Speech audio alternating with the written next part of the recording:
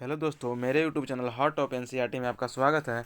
दोस्तों, आज हम लोग पढ़ने वाले हैं कक्षा 6 का 5 चैप्टर, जिसका नाम है सरकार। आइए जानते हैं सरकार किसे कहते हैं। यानी कि आपने सुने होंगे सरकार। आप कहाँ सरकार को मतलब सरकार शब्द आप कहाँ सुनते हैं? जैसे कि आप कोई नौकरी नहीं देता है तो बोल चाल में आदमी बात करता है कि हमको कौन नौकरी देगा, तो सरकार नौकरी देगा।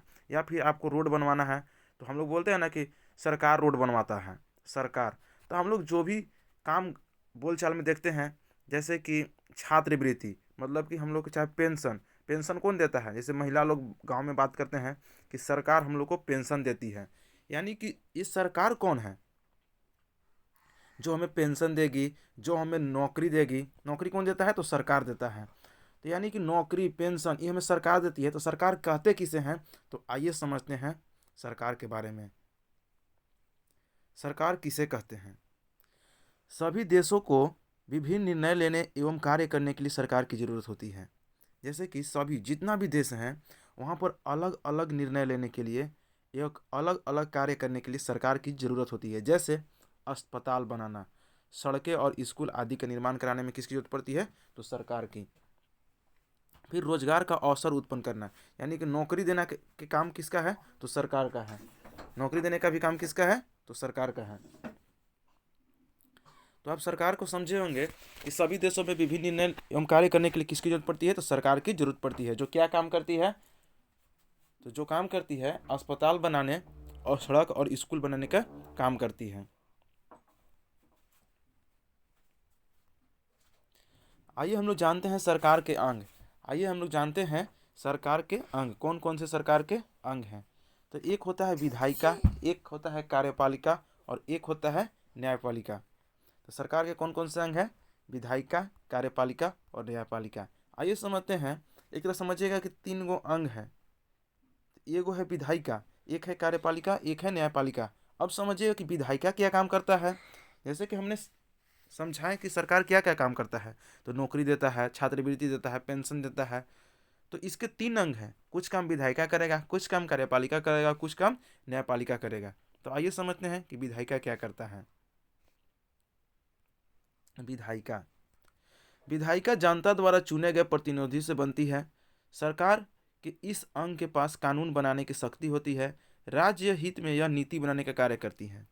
जैसे कि जो विधायिका होती है वो जनता द्वारा चुने गए प्रतिनिधियों से बनती है, और सरकार के इस अंग के पास कानून बनाने की शक्ति होती है। यानी कि जो भी कानून बनाते हैं, जो भी कानून बनाते हैं वो कौन बनाते हैं? तो विधायिका। देखिए, कानून हमने पढ़ा दिया है। कानून किसे कहते हैं? तो कानून एक प्रकार का नियम है जो किसी भी समुदाय या समाज को चलने के लिए एक प्रकार का विशेष प्रावधान रहता है कि आप इस नियम को नहीं तोड़ सकते हैं। तो यानी कि कानून बनाने का अधिकार किसको है? तो विधायिका को। तो विधायिका के उदाहरण कौन कौन से हैं? तो संसद और विधानमंडल। यानी कि कोई भी कानून देश में क्या होना चाहिए, क्या नहीं होना चाहिए, वो कानून कौन बनाएंगे? तो वो संसद और विधानमंडल बना सकते हैं। और संसद और विधानमंडल के जो सदस्य होते हैं उनका चुनाव कौन करता है? तो उनका चुनाव जो है प्रतिनिधि करते हैं। कौन करते हैं? सॉरी, जनता करते हैं। तो संसद और विधानमंडल के जो प्रतिनिधियों का जो चुनाव होता है वो कौन करते हैं? जनता। और जनता कौन है? तो जो आम लोग हैं जो वोट देते हैं, तो वो क्या है? जनता है। तो संसद और विधानमंडल के जो प्रतिनिधियों का चुनाव करते हैं वो कौन करते हैं? जनता। और जो ये प्रतिनिधि होते हैं वही क्या करते हैं कि कानून बनाते हैं। तो विधायिका का काम क्या है? कानून बनाना। अब आते हैं कार्यपालिका को समझते हैं। यह सरकार की प्रशासनिक इकाई है। विधायिका द्वारा बनाए गए कानून और नीतियों को लागू करने की जिम्मेदारी कार्यपालिका की होती है। जैसे कि अभी हमने पढ़ा कि विधायिका काम क्या करेगा। तो विधायिका का काम क्या है? ये किसी भी देश या राज्य में क्या कानून होना चाहिए वो कानून कौन बनाएगा? तो विधायिका बनाएगा। लेकिन उसे लागू कौन करेगा? नीतियों को लागू करने की जिम्मेदारी किसे है? तो कार्यपालिका की। जैसे विधायिका बना दिया और लागू कौन करेगा? कार्यपालिका करेगा। लागू कौन करेगा? कार्यपालिका करेगा। जैसे कि कार्यपालिका में कौन कौन आ जाते हैं? तो राष्ट्रपति, प्रधानमंत्री, राज्यपाल, मुख्यमंत्री और मंत्रिपरिषद। कार्यपालिका के सदस्य कौन कौन आ सकते हैं?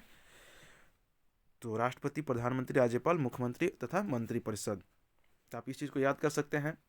अब ध्यान समझिएगा। कानून बनाने की बात करेगा तो कानून कौन बनाता है? तो विधायिका।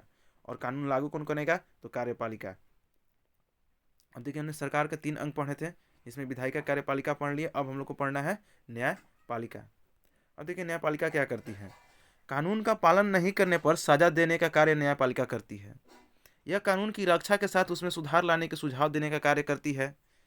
जैसे और न्यायपालिका में कौन कौन आ जाते हैं, तो सर्वोच्च न्यायालय, उच्च न्यायालय एवं जिला न्यायालय। तो आइए फिर से समझते हैं। देखिए सबसे पहले कौन आया, तो सबसे पहले आया विधायिका, सबसे पहले आया विधायिका। उसके बाद कौन आया, तो कार्यपालिका, कार्यपालिका। विधायिका काम क्या किया, देखिए विधायिका काम था कानून बनाना, कार्यपालिका काम क्या था, कानून लागू करना। लेकिन क्या होगा कि न्यायपालिका क्या करेगा कि यदि वह कोई कानून नहीं मानेगा, अगर कोई व्यक्ति कानून नहीं मानेगा तो उसको सजा देने का काम मतलब कौन करेगा, तो वो करेगा न्यायपालिका। और न्यायपालिका में क्या आते हैं, तो वो न्याय मतलब न्यायालय आते हैं। तो न्यायालय में कौन कौन न्यायालय, तो सर्वोच्च न्यायालय, उच्च न्यायालय और जिला न्यायालय, यानी कि सुप्रीम कोर्ट, हाई कोर्ट और डिस्ट्रिक्ट कोर्ट। और देखिए कभी कभी क्या होता है कि विधायिका कोई कानून बना दिया और कार्यपालिका उसे लागू कर दिया, लेकिन वो क्या होगा कि मानव के लिए, यानी कि जो जनता है, जनता के लिए वो सही नहीं बैठेगा, जनता के लिए वो सही नहीं रहेगा, तो उसका विरोध भी कौन करेगा, तो न्यायपालिका करेगा। वहाँ बोल रहा है कि यह कानून, देखिए न्यायपालिका काम क्या है, यह कानून की रक्षा के साथ उसमें सुधार लाने के लिए सुझाव देने का भी कार्य करती है। तो यह कानून की रक्षा के साथ साथ उसमें सुधार लाने के सुझाव देने का भी कार्य करती है। जैसे कि हमने क्या बताया, फिर से रिपीट करते हैं कि देखिए जनता, जनता के लिए अगर कोई कानून, जैसे विधायिका कानून बनाती है, कार्यपालिका लागू करती है, अगर जनता के लिए वह कानून गलत होगा, मतलब जनता के हित में नहीं होगा, तो न्यायपालिका सुझाव भी दे सकती है। और अगर कोई व्यक्ति कानून को नहीं मानता है तो उसे सजा भी देगी, तो कौन देगी, तो न्यायपालिका। अगर गलत रहेगा, जनता के हित में नहीं रहेगा वह कानून, तो उसे सुझाव देने का भी कार्य कौन करता है, तो न्यायपालिका करता है। और न्यायपालिका के अंग कौन कौन से होते हैं, तो सर्वोच्च न्यायालय यानी कि सुप्रीम कोर्ट एससी, और उच्च न्यायालय की हाई कोर्ट एचसी, और जिला न्यायालय यानी कि डीसी, डिस्ट्रिक्ट कोर्ट। तो यहाँ सुप्रीम कोर्ट एससी हो गया, हाई कोर्ट यानी कि एचसी, और डीसी यानी कि डिस्ट्रिक्ट कोर्ट। तो यानी कि 3 न्यायालय होते हैं न्यायपालिका में। कितने न्यायालय होते हैं, 3 न्यायालय, सर्वोच्च न्यायालय, उच्च न्यायालय और जिला न्यायालय। आप इस चीज़ को समझे होंगे। अब समझते हैं सरकार के स्तर। देखिए सरकार के अंग को हमने भी जाना। सरकार के अंग कौन कौन से हैं, 3। कौन कौन, तो विधायिका, कार्यपालिका और न्यायपालिका। क्या क्या काम करता है, तो विधायिका कानून बनाता है, और कार्यपालिका लागू करता है, और उसमें सुझाव कौन दे सकता है, तो उसका सुझाव देने के लिए न्यायपालिका देती है। अगर कोई व्यक्ति कानून नहीं मानता है तो उसे सजा भी कौन देगा, तो न्यायपालिका ही देगा। सरकार के स्तर, वास्तव में सरकार अलग अलग स्तरों पर कार्य करती है। जैसे कि सरकार के कुछ स्तर हैं। स्तर का मतलब होता है लेवल। देखिए इंग्लिश में बोलते हैं लेवल। तो एक होता है स्थानीय स्तर पर, एक होता है राज्य स्तर पर, एक होता है राष्ट्रीय स्तर पर। मतलब कि देखिए गांव घर में अगर कोई काम करता है तो उसे बोलेंगे कि स्थानीय स्तर पर। कोई राज्य स्तर पर काम हो रहा है, मतलब पूरे राज्य को ध्यान में रखा जा रहा है, कि अगर मान लीजिए कोई स्टेडियम बन गया, स्टेडियम, तो मान लीजिए जैसे कि झारखंड के राजधानी है रांची, रांची में कोई स्टेडियम बन जा रहा है, तो वो स्टेडियम बन रहा है तो वो राज्य को लेवल पर बन रहा है। तो यानी कि स्टेडियम जो हो गया एक तरह से राज्य स्तर पर, पूरे राज्य को ध्यान में रखकर काम करती है, राज्य स्तर पर। और जो अगर गांव में कोई सड़क बन रहा है, छोटा मोटा सड़क बन रहा है, तो किस स्तर पर काम हो रहा है, तो वह स्थानीय स्तर पर काम हो रहा है। और राष्ट्रीय स्तर पर यानी कि कोई राष्ट्रीय घटना हो रहा है, जैसे कि कोई अच्छा चीज़ बन रहा है, कोई विदेश नीति बन रहा है, तो वहाँ पर क्या होगा, या कोई बंदरगाह बन रहा है, कोई बंदरगाह बन रहा है व्यापार की दृष्टि से, तो राष्ट्रीय देश को जो प्रेजेंट करेगा, इस स्तर की सरकार का संबंध पूरे देश से होती है। यानी कि जो ऐसा सरकार जो पूरा देश के स्तर पर काम करता है उसे हम राष्ट्रीय स्तर की सरकार कहते हैं। और पूरे राज्य को ध्यान में रखकर वो काम करेगी तो उसे कहेंगे कि राज्य स्तर पर सरकार काम कर रही है। और गांव और शहर या मोहल्ले को ध्यान में रखकर कोई काम कर रही है सरकार, तो उसे बोलेंगे कि स्थानीय स्तर पर सरकार काम कर रही है।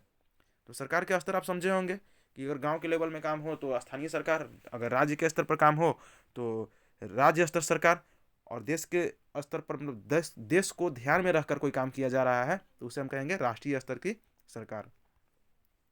अब आते हैं सरकार के प्रकार। देखिए सरकार के अलग अलग प्रकार होते हैं। इसमें है लोकतांत्रिक सरकार, राजतंत्रीय सरकार और तानाशाही सरकार। ये अलग अलग देशों में हम लोग को देखने को मिल सकता है। जैसे कि भारत में है लोकतांत्रिक सरकार। भारत में कैसा सरकार है, लोकतांत्रिक सरकार।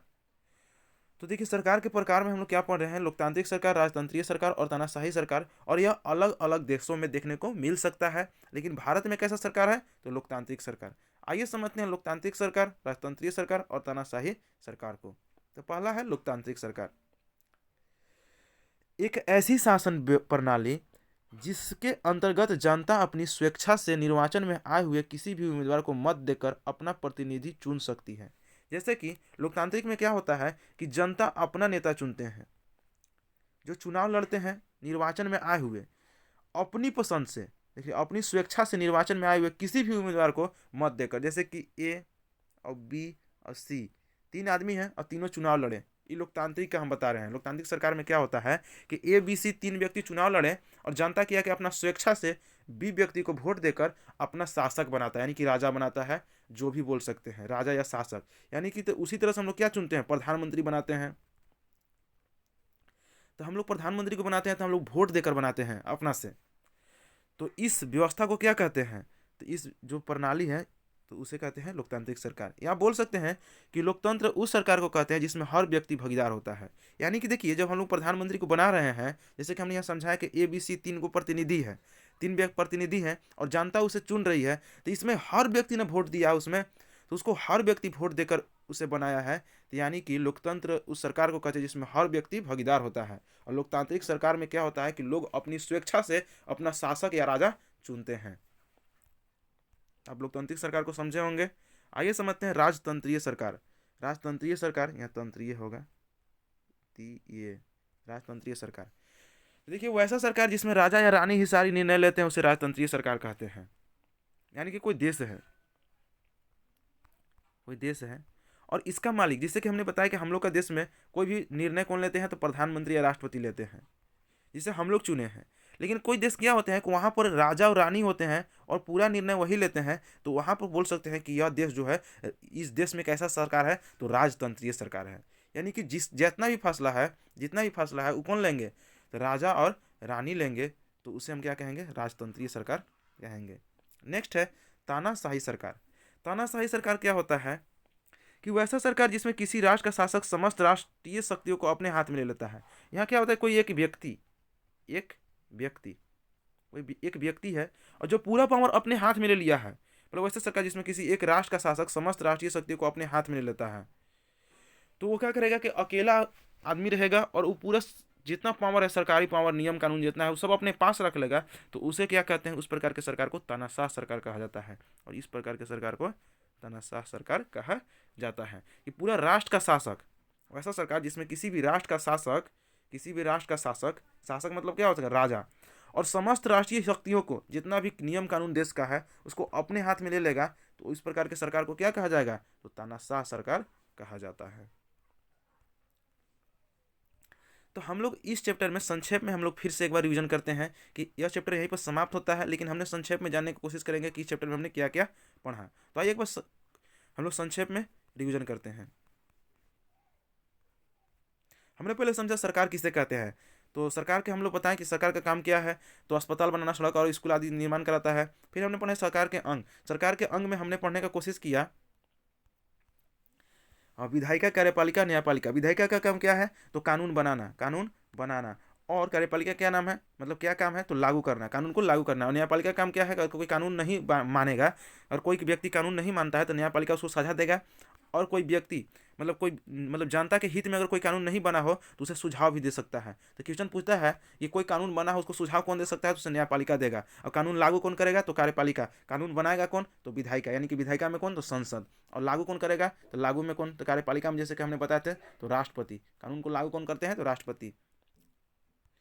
तो आइए समझते हैं सरकार के अंग को हमने संक्षेप में समझा। अब है विधायिका, तो विधायिका बता दिए, कार्यपालिका भी हमने पढ़ा, फिर न्यायपालिका पढ़े, और सरकार के स्तर बताएं, स्थानीय स्तर की सरकार और राज्य स्तर की सरकार, राष्ट्रीय स्तर की सरकार। फिर हमने सरकार के प्रकार को पढ़ा, लोकतांत्रिक सरकार, राजतंत्रीय सरकार और तानाशाही सरकार। उसके बाद लोकतांत्रिक सरकार एक को हमने देखे। फिर चैप्टर यहीं पर समाप्त होता है। तो आप लोग को सरकार टॉपिक में अगर आपको दिक्कत होगा तो आप कमेंट में बताइएगा, हमने फिर से एक वीडियो बना सकते हैं अगर आपको समझ में नहीं आया होगा तो। और मुझे आशा है कि ये वीडियो आप लोग को समझ में आया होगा और सरकार किसे कहते हैं। तो वीडियो अच्छा लगा हो तो शेयर करें, लाइक करें, कमेंट करें, और मेरे चैनल पर नहीं है तो चैनल को सब्सक्राइब करें, क्योंकि हम ऐसे ही पूरा JCERT सॉल्यूशन आप लोग को लाकर देते रहेंगे। तो मेरा मनोबल बढ़ाने के लिए आप लोग वीडियो को लाइक करें, कमेंट करें और शेयर करें। थैंक यू दोस्तों। जय हिंद।